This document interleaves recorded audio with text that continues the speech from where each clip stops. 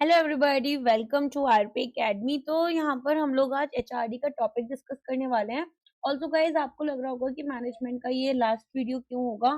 तो क्योंकि यहाँ पर ना मैंने ऑलरेडी मैनेजमेंट एमसीक्यूज का एक बहुत डिटेल्ड सीरीज लिए रखा है। इसका प्लेलिस्ट आपको प्लेलिस्ट सेक्शन में मिल जाएगा। उसी में मैं इस वीडियो को भी ऐड करूंगी, तो वहां से आप पढ़ लेना। ओके, चलो आज की क्लास हम लोग स्टार्ट करते हैं। तो यहाँ पर चाहे तो ऐसा मैं मस्ट वीडियो भी आपको संडे को प्रोवाइड कर दूंगी, तो आप उससे भी पढ़ सकते हैं, आपका विश है। तो चलिए स्टार्ट करते हैं आज की क्लास के साथ में। तो सबसे पहले हम पर हमारा क्वेश्चन, ऑफ कोर्स आपको क्वेश्चन खुद से पढ़ने पड़ेंगे क्योंकि मेरे पास में बहुत ज्यादा थ्रोट अच्छा अभी भी नहीं है। ठीक है, मैं कोशिश करूंगी कि मैं थोड़ा सा पढ़ दूं, लेकिन वीडियो पॉज कर आप भी एक बार इसको पढ़ सकते हैं। सो क्वेश्चन क्या है? क्वेश्चन यहाँ पर आपसे पूछा जा रहा है कि according to professor TV Rao, the father of HRD in India, क्या है यहाँ पर? एचआरडी एक प्रोसेस है by which the employees of an organisation are helped in continuous and planned way to acquire or sharpen capabilities required to perform various functions associated with their present or expected future roles, develop their general capabilities as individuals and discover and exploit their own inner potentials, develop an organizational culture in which supervisor subordinate relationships, teamwork and collaboration contribute to the organisational health, या फिर यहाँ पर 1 2 और all 1 2 and 3। तो बताओ इसका answer क्या होगा? तो सबसे इम्पोर्टेंट यहाँ पर आप देखेंगे अगर, तो हमारे पास में इसका आंसर सबसे पहले तो 1 2 एंड 3 दोनों रहेगा। तो प्रोफेसर टीवी राव को हमेशा यहाँ पर father of HRD in India बोला जाता है। तो एचआरडी क्या है? एक कॉन्टिन्यूस प्लान्ड प्रोसेस है जो कि आपके 3 ऑब्जेक्टिव्स रखती है। ठीक है, तो अगर हम इनके डेफिनेशन को पार्ट्स में ब्रेक करें तो आप देखेंगे कि सबसे पहले ये इंडिविजुअल कैपेसिटी की बात करते हैं। ये बोलते हैं कि यहाँ पर हमें जो स्पेसिफिक स्किल्स और कैपेबिलिटीज है एम्प्लॉयज की, उनको शार्पन करना है। ठीक है, ताकि यहाँ पर जो उनके करेंट रोल्स और एंटिसिपेटेड फ्यूचर रोल्स हैं वो इनको परफॉर्म कर पाए। दूसरा, ये इनर पोटेंशियल की बात करते हैं। इनर पोटेंशियल में ये क्या बोलते हैं? ये बोलते हैं कि हमें केवल जॉब स्किल्स तो चाहिए नहीं, इंडिविजुअल की जनरल कैपेबिलिटीज को भी डेवलप करना होगा ताकि वो अपने फुल पोटेंशियल को डिस्कवर करें और अपनी ग्रोथ करें, और ऑर्गेनाइजेशनल पर्पस से भी यहाँ पर ग्रोथ होनी चाहिए।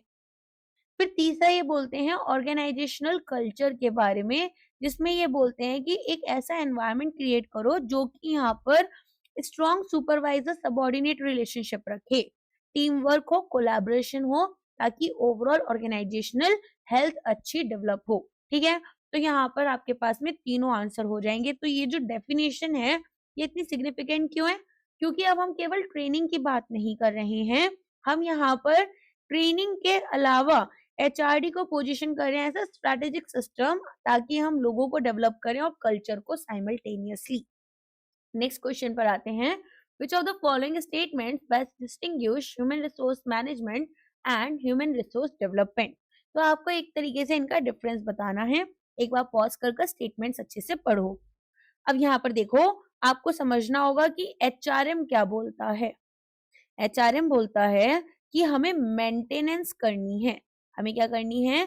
मेंटेनेंस करनी है। और एडमिनिस्ट्रेटिव एस्पेक्ट्स के ऊपर बात करता है ये कि किस तरह से लोगों को मैनेज करना है।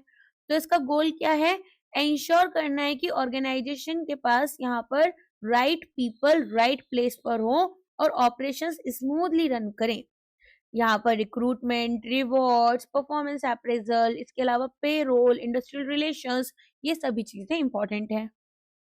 अगर बात करें ह्यूमन रिसोर्स डेवलपमेंट की, तो ये आपकी ग्रोथ ओरिएंटेड होती है। क्या होती है? ग्रोथ ओरिएंटेड होती है। तो यहाँ पर हम डेवलपमेंट करते हैं पर्सन की और कल्चर की। गोल क्या है? इम्प्रूव करो स्किल्स को, नॉलेज को, कॉम्पिटेंसीज को, ताकि एम्प्लॉयज को ग्रो होने में हेल्प किया जाए। ठीक है, तो हम यहाँ पर क्या देखेंगे कि जो एचआरएम है वो ज्यादा रिएक्टिव होती है, एचआरडी प्रोएक्टिव होती है। एचआरएम कवर करती है रिक्रूटमेंट, एचआरडी फोकस करती है डेवलपमेंट के ऊपर। टेक्निकली एचआरडी जो है वो एक सब सिस्टम बन जाती है with in the border umbrella of HRM. ठीक है, यहाँ पर लेकिन अगर हम देखें दोनों ही फंक्शंस जो हैं वो हमारे दोनों ही लेवल्स पर ऑर्गेनाइजेशन के लगते हैं, from workers to senior management. तो ऐसा मैं बोल सकती हूँ यहाँ पर कि हमारे पास में जो करेक्ट आंसर होगा वो एचआरएम एक मेंटेनेंस ओरिएंटेड है और एचआरडी आपका learning and growth oriented function है। ठीक है, तो बेसिकली प्राइमरी गोल क्या है एचआरएम का? एफिशिएंसी को इम्प्रूव करो, एडमिनिस्ट्रेशन, यहाँ पर एम्प्लॉयज और कल्चर को डेवलप करो। ये बात करते हैं मेंटेनेंस की, ये बात करते हैं लर्निंग और ग्रोथ की, ये बात करते हैं रिक्रूटमेंट की, सैलरी की, रूल्स की, ये बात करते हैं ट्रेनिंग की, करियर प्लानिंग की। ठीक है, यहाँ पर बात होती है आपकी एचआरएम में कि लोग जो हैं वो रिसोर्स हैं जिनको मैनेज करना है। ये बोलते हैं कि लोग यहाँ पर रिसोर्स हैं जिनको डेवलप करना है। ठीक है, तो एचआरएम का यहाँ पर अगर एचआरएम आपका मेन सेट है तो हम बोल सकते हैं कि सबसेट आपका एचआरडी बनेगा। ओके, क्लियर हो गया? चलो नेक्स्ट जाते हैं। One of the primary goals of HRD is to create a specific climate in the organization characterized by octa pace. In this acronym, what does the letter C stands for? ठीक है, तो यहाँ पर आप देखेंगे communication, collaboration, creativity, competence and control. तो बताओ क्या आंसर होना चाहिए? देखो, ऑक्टा पेस में जो फ्रेमवर्क होता है वो ऑर्गेनाइजेशनल कल्चर का होता है जिसको डेवलप किया जाता है बाय प्रोफेसर टी.वी. राव। और जो एक्रोनिम होता है उसमें 2 सीज होते हैं आपके, एंड ये आपके कन्फ्रंटेशन और कोलैबोरेशन के लिए होते हैं। अगर हम केवल कोलैबोरेशन को लिस्ट करेंगे तो वो गलत हो जाएगा, इसीलिए हमें क्या करना है, फुल ऑक्टापेस फ्रेमवर्क को समझना होगा जिसमें कि 8 वैल्यूज की बात करी जाती है, किस तरीके से हमें एक हेल्दी एचआरडी क्लाइमेट डेवलप करना है। तो सबसे पहले आता है आपका ओपननेस। ऑक्टापेस होता है ना, ऑक्टा पेस, तो ओ किसके लिए हो गया? ओपननेस के लिए। सी किसके लिए हो गया? कन्फ्रंटेशन के लिए। ठीक है, कन्फ्रंट करेंगे यहाँ पर। इसके बाद में थर्ड आपका यहाँ पर टी है, टी किसके लिए हो गया? ट्रस्ट के लिए। ए हो गया आपका ऑटोनॉमी के लिए। फिर पी आपका होता है प्रोएक्टिविटी के लिए। ओके, इसके अलावा यहाँ पर ऑथेंटिसिटी के लिए आपका नेक्स्ट वाला ए बनेगा, और इसके बाद में यहाँ पर ई जो बनता है, ई बनेगा आपका एक्सपेरिमेंटेशन के लिए, एंड सी यहाँ पर कोलैबोरेशन के लिए होगा। ठीक है, तो इस तरीके से हमारे पास में 8 ऑक्टापेस का फ्रेमवर्क होता है। ओपननेस किसके लिए रिलेटेड है? कि हम कैसे अपने आइडियाज को और फीलिंग्स को एक्सप्रेस कर पाते हैं। ठीक है, आइडियाज और फीलिंग्स को हम कैसे एक्सप्रेस करते हैं। कन्फ्रंटेशन में हम कैसे प्रॉब्लम्स को और चैलेंजेस को फेस कर रहे हैं, directly rather than hiding. Trust में हम बिलीव करते हैं कॉम्पिटेंस और इंटेंशन में दूसरों की। ऑटोनॉमी में यहाँ पर जो खुद का स्पेयर ऑफ रिस्पॉन्सिबिलिटी है किसी पर्सन का, उसमें उनको फ्रीली एक्ट करने देते हैं। प्रोएक्टिविटी में हम एंटिसिपेट करते हैं कि क्या इश्यूज हैं और अकॉर्डिंगली इनिशिएटिव लेते हैं। ऑथेंटिसिटी में हमारे पास में क्या करेंगे? देखो ये आपका ऑटोनॉमी में आएगा। ऑथेंटिसिटी में हम क्या करेंगे? यहाँ पर हम देखेंगे कि what one feels, says and does, तो कितना कॉन्ग्रुएंस है। कोलैबोरेशन में हम क्या कर रहे हैं? एक साथ काम करते हैं और एक दूसरे की हेल्प करते हैं। एक्सपेरिमेंटेशन में use and encourage innovative approaches. Next question. HRD operates at multi-level within an organization. Which of the following correctly identifies the dyadic level of HRD focus? तो बताओ यहाँ पर क्या आंसर होना चाहिए? देखो, HRD में जो टर्म है आपकी, ये वाला टर्म में इस पार्ट को हम बोलते हैं रिलेशनशिप बिटवीन दो इंडिविजुअल्स। तो यहाँ पर डयाड जो होता है किसी भी ऑर्गेनाइजेशन सेटिंग में, वो डेवलपमेंट है एक सुपरवाइजर सबऑर्डिनेट रिलेशनशिप की। ठीक है, तो डयाडिक लेवल किसके ऊपर फोकस करती है? कैसे हम स्ट्रेंथन करेंगे बॉन्ड हमारा, ट्रस्ट का, म्यूचुअलिटी का, और हेल्प करेंगे एम्प्लॉयज को और उनके इमीडिएट सुपरवाइजर को। क्यों करना है? क्योंकि जो इमीडिएट बॉस होते हैं वो प्राइमरी फैसिलिटेटर होते हैं एक एम्प्लॉयमेंट की डेवलपमेंट के लिए। और परफॉर्मेंस अप्रेजल, कोचिंग, फीडबैक। देखो, अगर एक अच्छा यहाँ पर मान लो आपने एक फ्रेशर की तरह एक ऑर्गेनाइजेशन ज्वाइन किया और आपको एक ऐसा पर्सन मिल जाता है जो कि आपको काम अच्छे से सिखाता है, चीजें करवाता है। देखो, स्किल सबके पास है, लेकिन किसी भी ऑर्गेनाइजेशनल सेटअप में थोड़ा सा डिफरेंट तो काम होता ही है। तो वो सारी चीजें आपको अगर कोई अच्छे से समझा देता है, कोचिंग देता है, फीडबैक देता है, ठीक है, आपकी लर्निंग अपने साथ बिठा के करवाता है, तो वो आपके लिए ज़्यादा बेटर होता है, इसीलिए हम इनको प्राइमरी फैसिलिटेटर मानकर चलते हैं। आगे समझ में? तो यहाँ पर आपका आंसर क्या होगा? मल्टीपल लेवल्स पर काम हो रहा है, तो डायरेक्ट लेवल कौन-सी होगी आपकी? डायरेक्ट लेवल आपकी यहाँ पर developing the relationship between employee और देयर इमीडिएट बॉस हो जाएगी।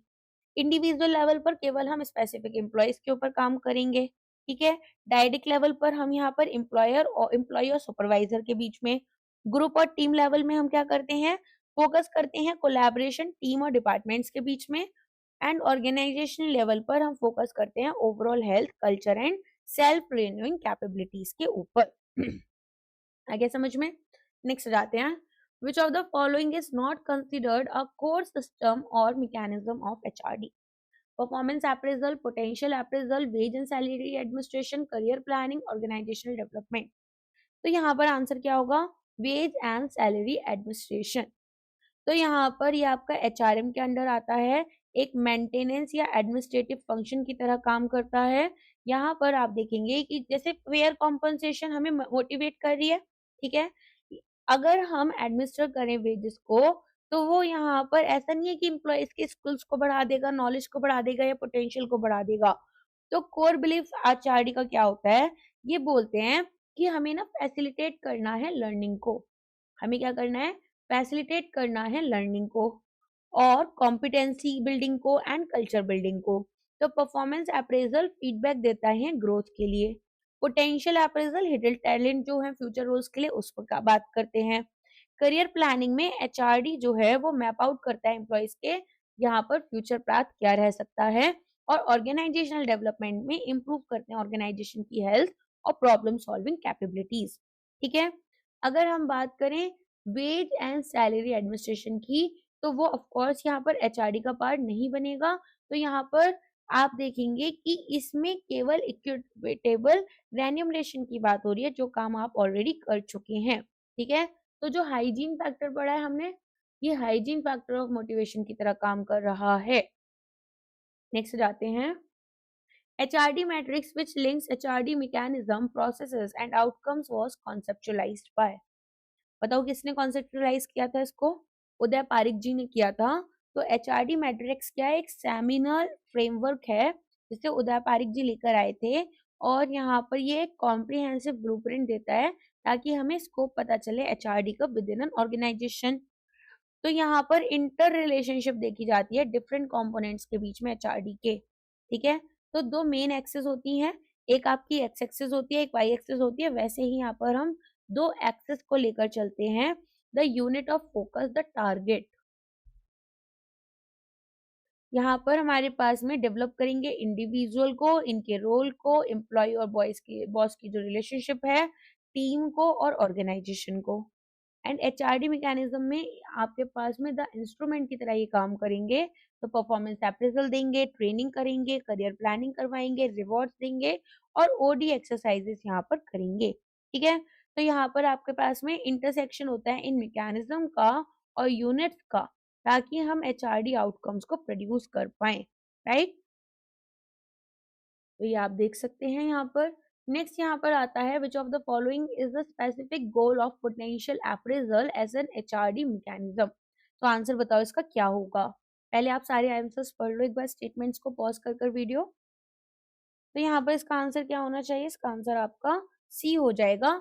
हमें लेटेंट एबिलिटीज किसी भी एम्प्लॉय की पता करनी होती है ताकि हायर रिस्पॉन्सिबिलिटीज जो है फ्यूचर में उनको हम हैंडल कर पाए। तो पोटेंशियल अप्रेजल क्या है? डिस्टिंक्ट होता है क्योंकि ये फॉरवर्ड लुकिंग है। कैसा है ये? फॉरवर्ड लुकिंग होता है।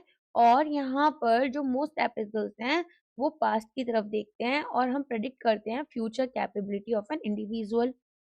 So performance versus potential appraisal में क्या होगा? देखो, हमारे पास में परफॉर्मेंस अप्रेजल में टाइम ओरिएंटेशन होता है, what did you achieve last year, और यहाँ पर what could you achieve, what could you do next year. यहाँ पर हम फोकस करते हैं कि एग्जीक्यूशन कैसे करना है करेंट ड्यूटीज का परफॉर्मेंस अप्रेजल में। और अगर बात करें पोटेंशियल अप्रेजल की, तो यहाँ पर हम देखते हैं कि लेटेंट टैलेंट और कैपेसिटी हमारे न्यू रोल्स के लिए कैसी है। यहाँ पर करेंट जॉब एफिशिएंसी बढ़ानी है और अपने रिवॉर्ड्स डिटरमिन करने हैं। यहाँ सक्सेशन प्लानिंग करनी है, करियर डेवलपमेंट करना है।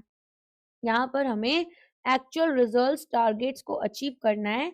यहाँ पर हमें psychological test, assessment centre, simulation games करनी होती हैं। ठीक है?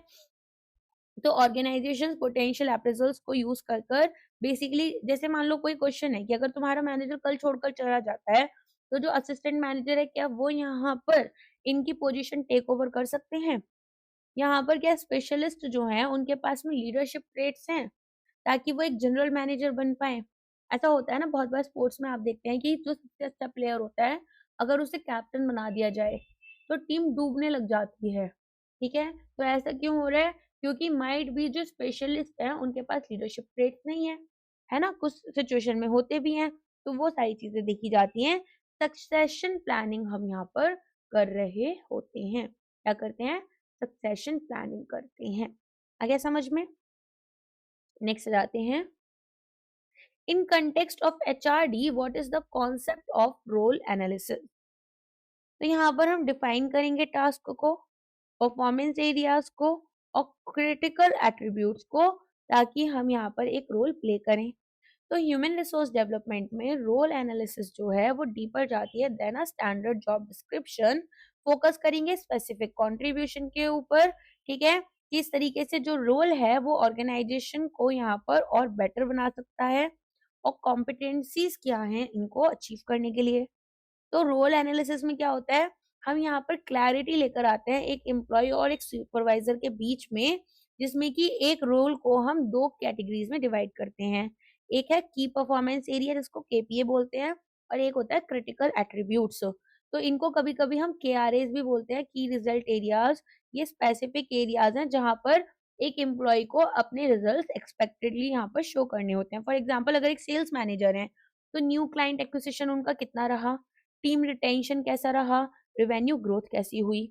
और क्रिटिकल एट्रीब्यूट्स में हमारे पास में बिहेवियरल और टेक्निकल ट्रेड्स देखे जाते हैं ताकि हम उस रोल को इफेक्टिवली प्ले कर पाए। फॉर एग्जांपल, नेगोशिएशन स्किल्स कैसी हैं, एम्पैथी कैसी है, स्ट्रेटेजिक थिंकिंग हमारी है या नहीं है। ठीक है? नेक्स्ट आ जाते हैं अब। तो एचआरडी फिलोसफी स्पेशली हमारे जो उदय पारिक जी की है उसके अकॉर्डिंग, हमारे पास में अगर हमारे पास एक जॉब है, ठीक है, और अगर हमारे पास में यहाँ पर एक रोल हम परफॉर्म कर रहे हैं, उनमें बहुत डिफरेंस होता है। जॉब कैसे टास्क ओरिएंटेड है, काम खत्म करो बात खत्म। यहाँ पर आउटकम ओरिएंटेड है कि एक अच्छा आउटपुट हमें लेकर आना है, हम क्या अचीव कर रहे हैं। ये पर्सपेक्टिव होता है कि एक लिस्ट को फॉलो कर लो। ठीक है? यहाँ पर ये डिस्क्रिशनरी है कि हम यहाँ पर क्या वैल्यूज ऐड कर सकते हैं। ये केवल एक पीस ऑफ वर्क है, एक काम है करके निपटाओ। ये एक पोजीशन है एक सिस्टम ऑफ रिलेशनशिप्स के अंडर। यहाँ पर जॉब डिस्क्रिप्शन होता है, यहाँ रोल ब्रेकरी की परफॉर्मेंस एरियाज रहते हैं।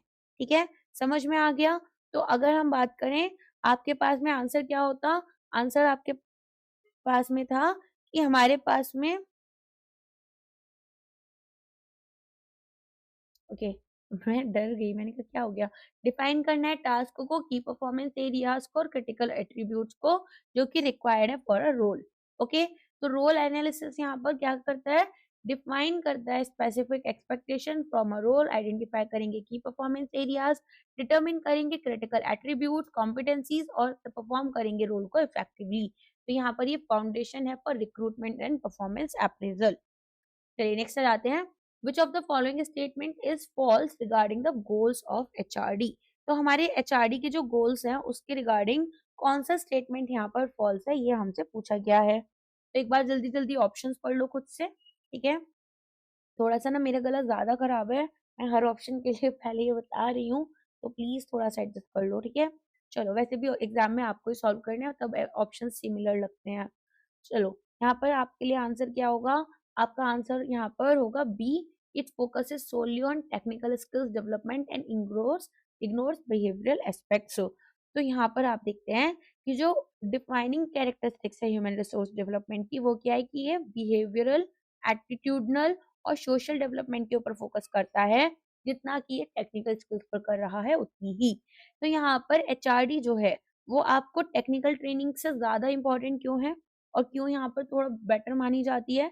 क्योंकि होलिस्टिक अप्रोच लेकर चलते हैं, एम्प्लॉय को एक होल पर्सन मान रहे हैं जिसकी टेक्निकल कॉम्पिटेंस तो नेसेसरी है, बिहेवियरल कॉम्पिटेंस भी यहाँ पर रोल और टीम वर्क के लिए जरूरी होगी।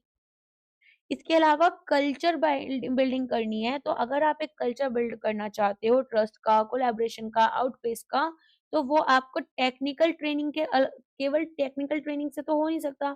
उसके अलावा आपको बिहेवियरल इंटरवेंशंस जैसे sensitivity training, team building, leadership development करना होगा। एंड देन आता है करियर ग्रोथ। तो यहाँ पर जैसे जैसे एम्प्लॉयज आपके हायरार्की में ऊपर आते हैं, ठीक है, टेक्निकल स्किल्स भी यहाँ पर आपकी लेस क्रिटिकल हो जाती हैं compare to conceptual and human behavioural skills. HRD prepare करता है इनको फॉर दिस ट्रांजिशन। समझ में आ गया? तो यहाँ पर होलिस्टिक अप्रोच होनी चाहिए, कल्चर बाइंडिंग बिल्डिंग होनी चाहिए और करियर ग्रोथ होनी चाहिए। तो यहाँ पर ना एक मॉडल लेकर चलते हैं जिसको बोलते हैं कॉम्पिटेंसी आइसबर्ग मॉडल। इसमें क्या होता है? इस मॉडल में ना ऐसे बोलते हैं कि जो एचआरडी है वो फोकस करता है heavily on the part of iceberg below water. तो आइसबर्ग में क्या होता है कि हमें कुछ पार्ट यहाँ पर बाहर दिखता है, कुछ अंदर भी होता है, अंदर ज्यादा डीप होता है, जितना ऊपर दिखता है उतना नहीं होता। तो जो विजिबल पार्ट है वो तो हमारी टेक्निकल स्किल्स और यहाँ पर नॉलेज हो जाती है। बिलो द वाटर इनविजिबल है, लेकिन क्रिटिकल क्या होते हैं? एटीट्यूड कैसे हैं, ट्रेड्स क्या है, मोटिव्स क्या है, सेल्फ कॉन्सेप्ट क्या है। ठीक है, तो यहाँ पर उसके ऊपर ध्यान दिया जाता है। Succession planning differs from career planning primarily in that. तो यहाँ पर आपको बताना है कि इसका आंसर क्या होगा। तो हमारे पास में ये बोल रहे हैं कि सक्सेशन प्लानिंग जो है वो सभी एम्प्लॉयज के लिए है, जबकि करियर प्लानिंग टॉप मैनेजमेंट के लिए फोकस करेगी केवल इंडिविजुअल ग्रोथ पर, ये आपकी ऑर्गेनाइजेशनल नीड्स के ऊपर।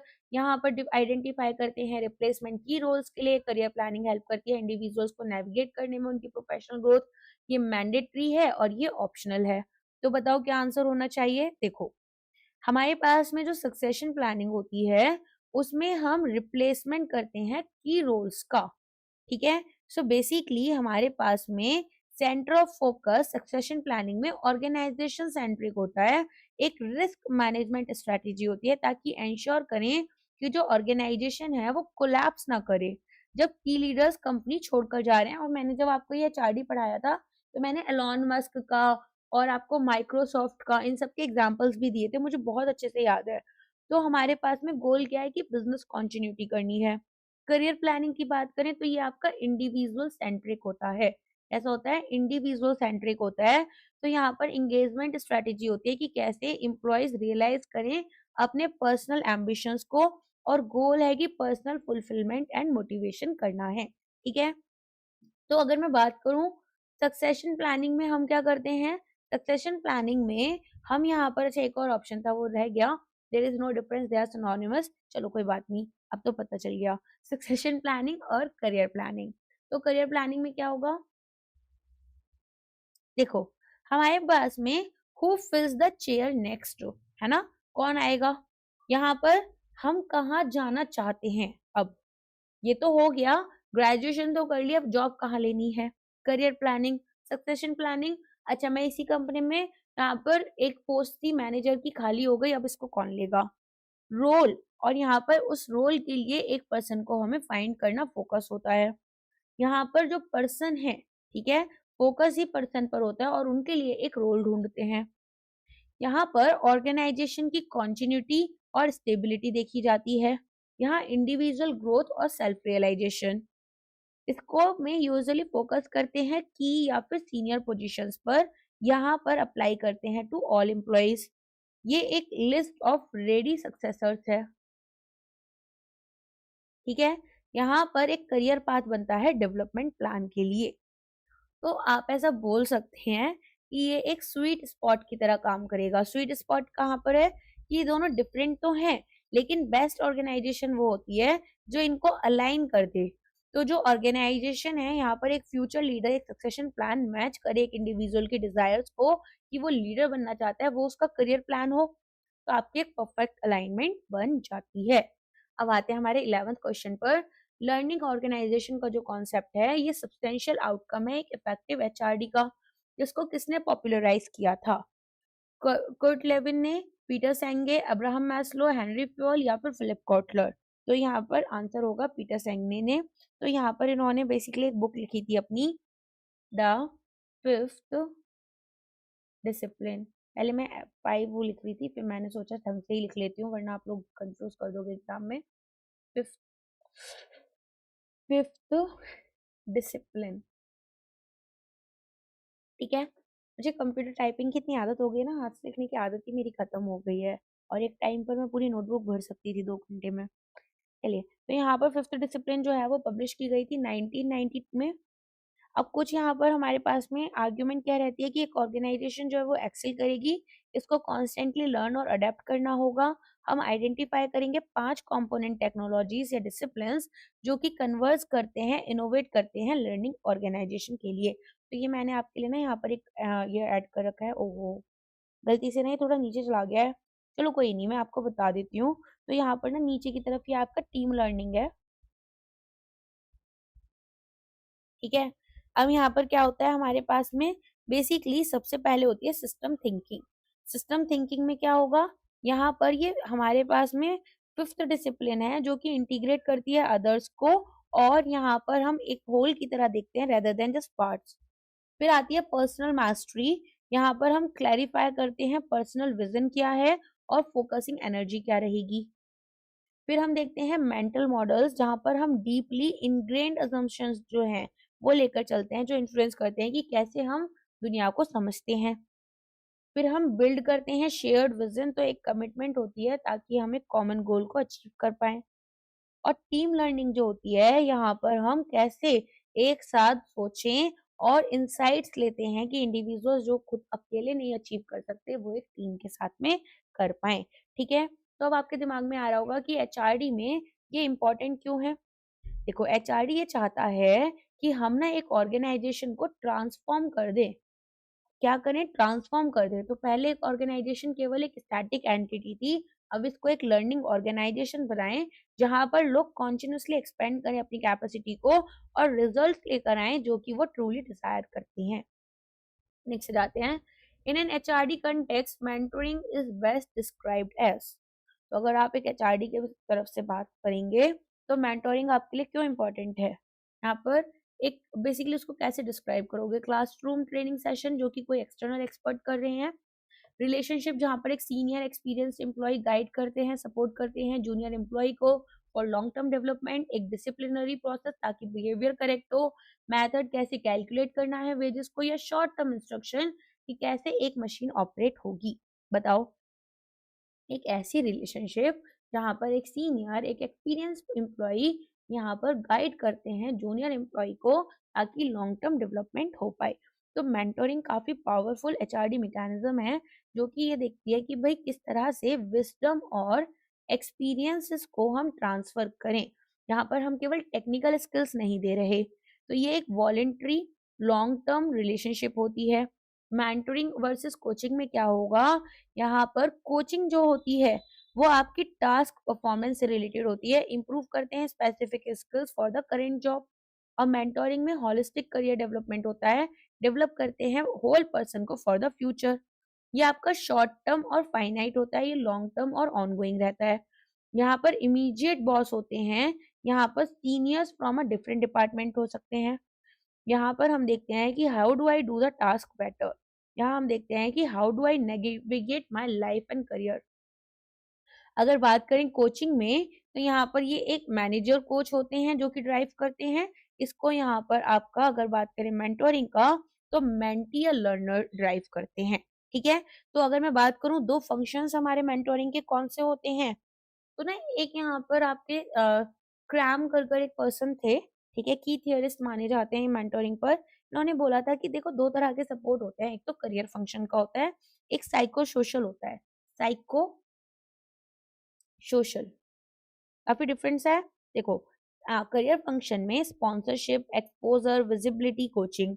और अगर साइको सोशल की बात करें, रोल मॉडलिंग, एक्सेप्टेंस, कंफर्मेशन और फ्रेंडशिप की बात होती है। ओके, प्लीज ना पेन पेपर लेके बैठना, अपने नोट्स बनाते रहना, क्योंकि ऐसे मैं बोलती जाती हूँ, आप सुनते जाओगे, उससे कोई फायदा नहीं है। याद भी हो जाएगा थोड़ा सा और चीजें समझ में भी आएंगी। पर्सन शेयर करेगा नॉलेज को, स्किल्स, इंफॉर्मेशन, पर्सपेक्टिव की कैसे पर्सनल और प्रोफेशनल ग्रोथ को यहाँ पर फॉस्टर करना होगा। 13th क्वेश्चन है, एक होलिस्टिक एचआरडी ऑडिट यहाँ पर अटेम्प्ट करती है कि असेस करे, किस तरह से किसको असेस कर रही है। तो यहाँ पर आप देखेंगे only the financial cost of training programs, compliance with labor laws, competency of the HR staff, the HRD culture, the effectiveness of HRD systems, the number of employees recruited versus left, the profit per employee। तो क्या answer होना चाहिए, जो competency है HR staff की, है ना, HRD culture और इफेक्टिवनेस आपके एचआरडी सिस्टम्स में। तो एक होलिस्टिक एचआरडी ऑडिट में एक कॉम्प्रिहेंसिव इवैल्यूएशन होती है entire human resource development strategy की। तो यहाँ पर हम केवल एक चेक नहीं कर रहे हैं पेपर वर्क का या फाइनेंस का, हम यहाँ पर रेदर क्या कर रहे हैं, 3 पिलर्स ऑफ एचआरडी ऑडिट बना रहे हैं। तो यहाँ पर प्रोफेसर टीवी राव ने एक कॉम्प्रिहेंसिव एचआरडी ऑडिट की, जिसमें कि ये 3 स्पेसिफिक डायमेंशन चेक कर रहे थे। पहली डायमेंशन थी एचआरडी सिस्टम्स की। अब एचआरडी सिस्टम्स में ये कुछ मैकेनिज्म्स हैं, जैसे performance appraisal, career planning, training. ये देखते हैं कि क्या ये सच में आपकी वेल डिजाइंड है या नहीं है, और क्या ये एक्चुअली इम्प्लीमेंट हो रही हैं या नहीं हो रही। तो वेल डिजाइंड होनी चाहिए और इम्प्लीमेंट होनी चाहिए। दूसरा, एचआरडी कॉम्पिटेंस की बात करते हैं। ये एचआरडी कॉम्पिटेंसीज में ये बोलते हैं कि क्या एचआर स्टाफ जो हैं उनके पास में राइट स्किल्स हैं कि वो फैसिलिटेट कर पाए डेवलपमेंट को। और क्रूशियली जो लाइन मैनेजर्स हैं, क्या इनके टेक्निकल और बिहेवियरल कॉम्पिटेंसीज हैं कि अपने सबऑर्डिनेट्स को भी डेवलप कर पाए। फिर एचआरडी कल्चर होता है। क्या क्या होता है, एचआरडी सिस्टम, एचआरडी कॉम्पिटेंसीज, लिख लेना यार प्लीज ना, कॉम्पिटेंसीज और एचआरडी कल्चर। एचआरडी कल्चर में किसके बारे में बात होती है, यहाँ पर ये देखते हैं कि क्या एक ऑर्गेनाइजेशनल क्लाइमेट जो है वो कंड्यूसिव है लर्निंग के लिए। तो ऑक्टापेस कल्चर हमारा एग्जिस्ट करता है या नहीं करता। ठीक है, तो हमारे पास में एचआरडी ऑडिट कॉम्प्रिहेंसिव इवैल्यूएशन है existing HRD structure, strategy, systems, skills, culture, ताकि इंश्योर करें कि वो ऑर्गेनाइजेशनल गोल्स के साथ अलाइंड हैं। तो अगर हमें डिस्टिंग्विश करना है इसको एक स्टैंडर्ड पर्सनल या कंप्लायंस ऑडिट के साथ में, तो वो कैसे होगा। सबसे पहले तो रूल्स, पॉलिसीज, रिकॉर्ड, सैलरीज हम देखते हैं। पर्सनल देखो,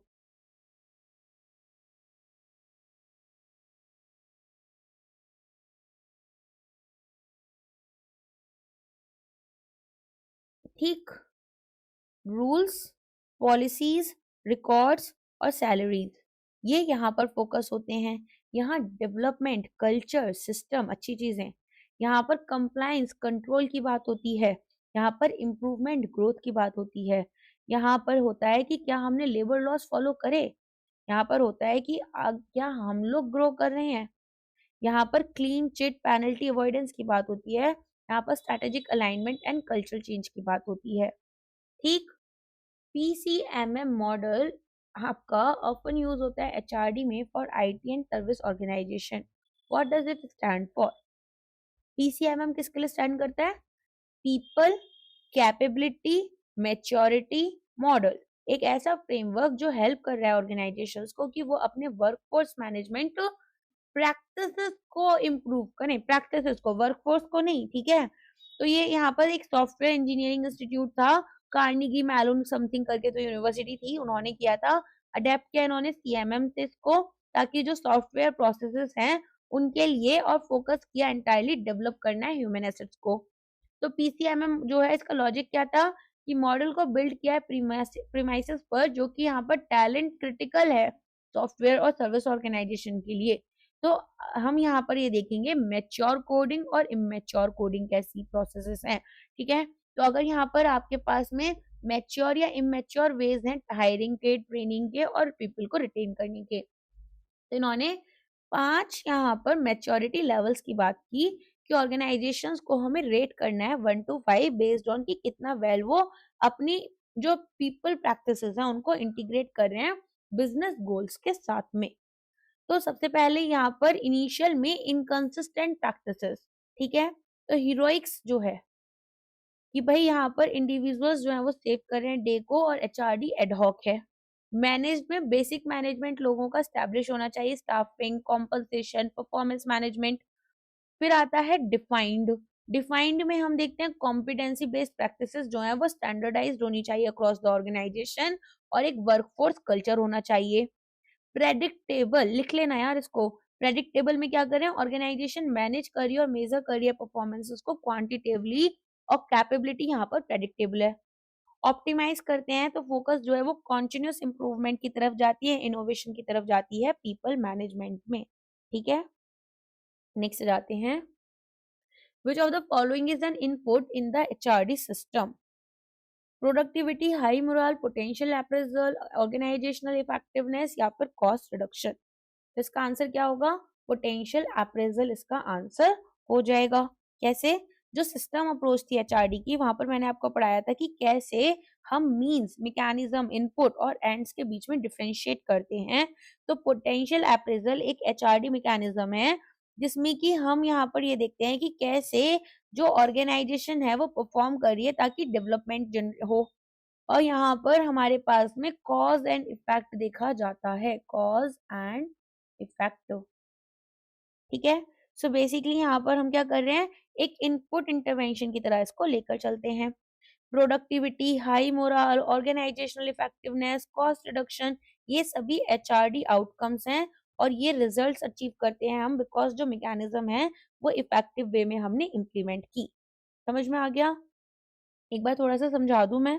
देखो, सिस्टम्स व्यू होता है एचआरडी का, तो इसमें हम देखते हैं कि हमारे पास में इनपुट मैकेनिज्म जो होती है उसमें performance appraisal, potential appraisal, training, development, career planning, counselling, ये सब आ जाता है। ठीक है, और प्रोसेस या आउटकम में हमारे पास में क्या आता है, ये तो मैकेनिज्म हो गया। प्रोसेस में हमारे पास क्या आता है, ऑक्टापेस कल्चर, ऑक्टापेस समझाया था, और रोल क्लैरिटी, टीम स्पिरिट कैसी है। ठीक है,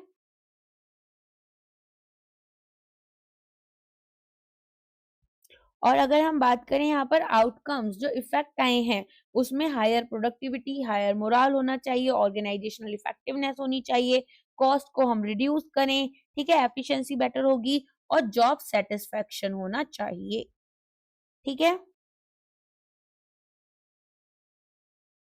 the cafeteria approach in HRD usually refers to the food served in the canteen, a system where employees can choose their own training modules or benefit package based on their needs, an informal meeting place for grievances, a strict uniform policy for all outsourcing HR functions। तो बताओ यहाँ पर answer क्या होगा?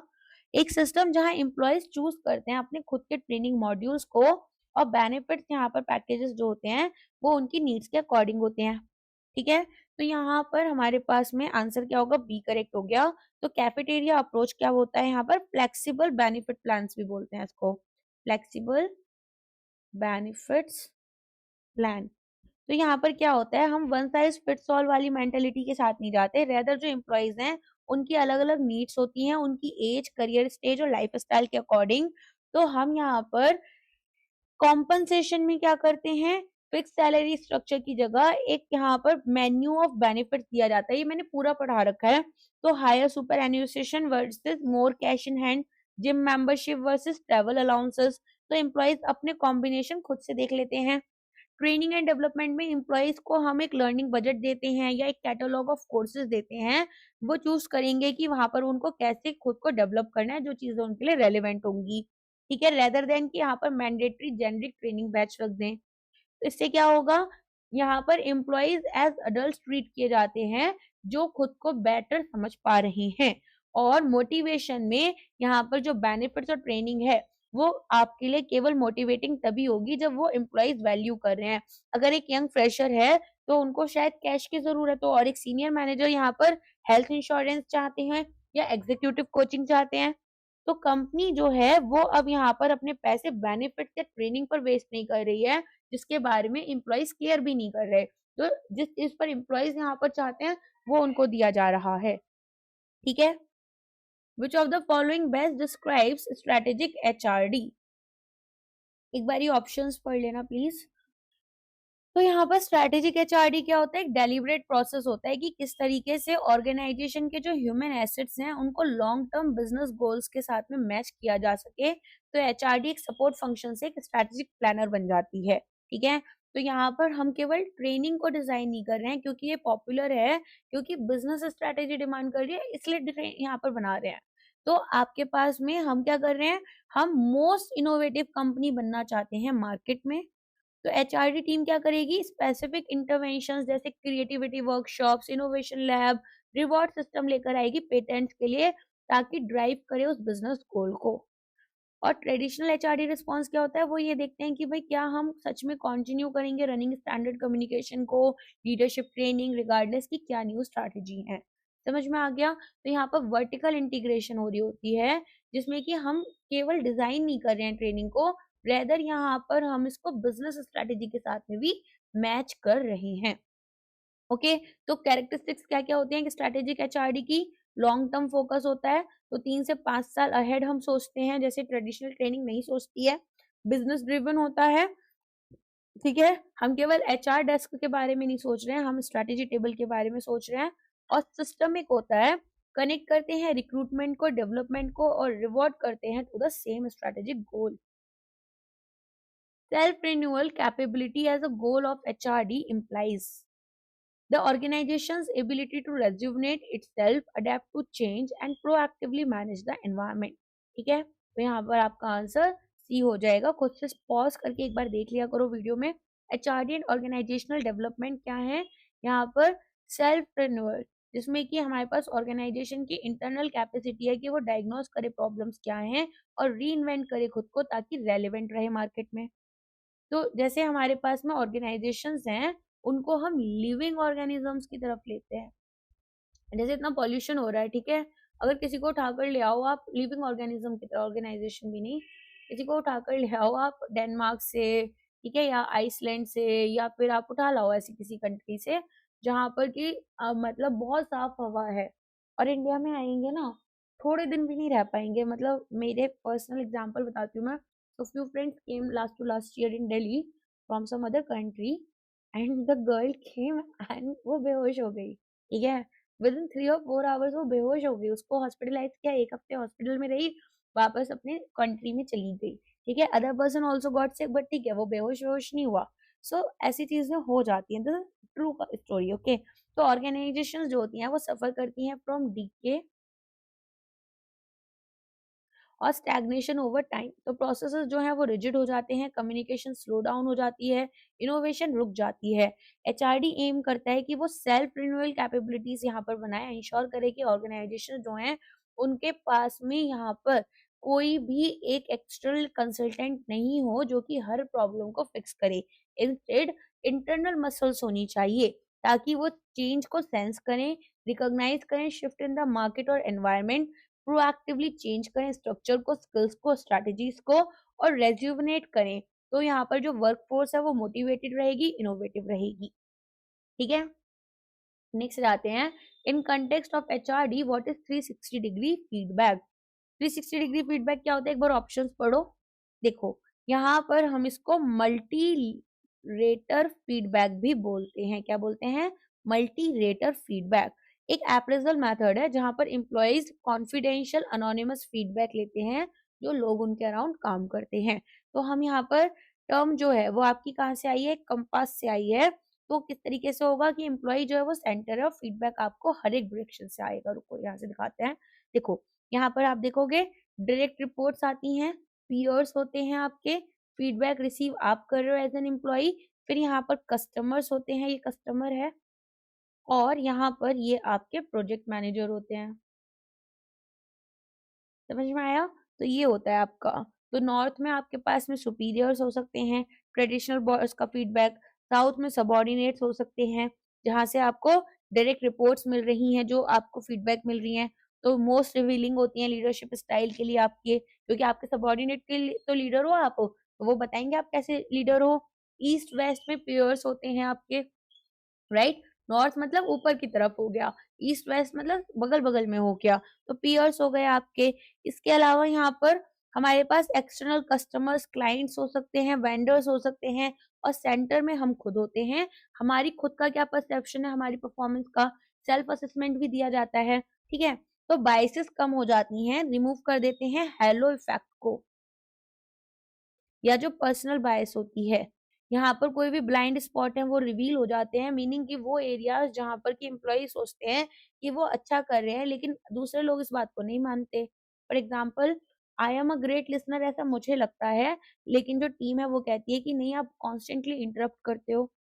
Developmental focus में आप देखेंगे कि ये रेयरली यूज होता है सैलरी हाइक्स के लिए, तो जिसकी वजह से पॉलिटिक्स हाइकिंग होता है और प्राइमरली हम इसको यूज करते हैं ताकि एक पर्सनल डेवलपमेंट प्लान तैयार करें।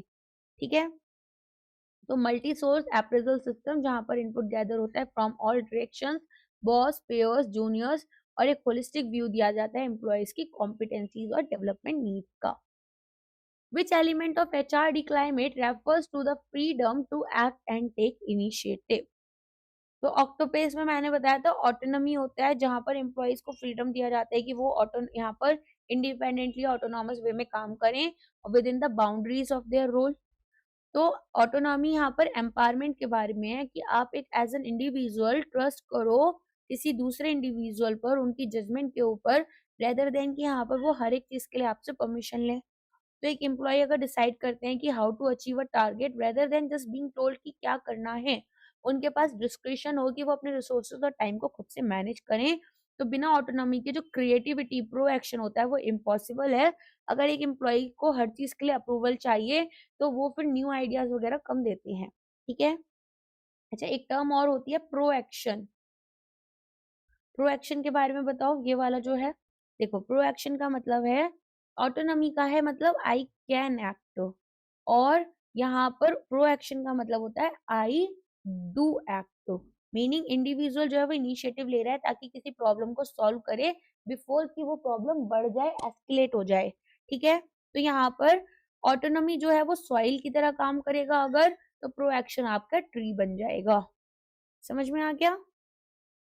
चलो आई होप यहाँ पर अच्छा स्कोर आया होगा आज की क्लास में। अपने स्कोर्स जो है वो मेरे साथ शेयर जरूर करना, बताना हर एक क्लास में कैसे कैसे स्कोर्स आपके आ रहे हैं, मॉक्स आपके कैसे जा रहे हैं, क्या क्लासेस से आपके पास एक डेवलपमेंट हो रही है या नहीं हो रही है। इसके अलावा ये वीडियो खत्म हो जाता है, मैनेजमेंट हमारा पूरा कवर हो जाएगा।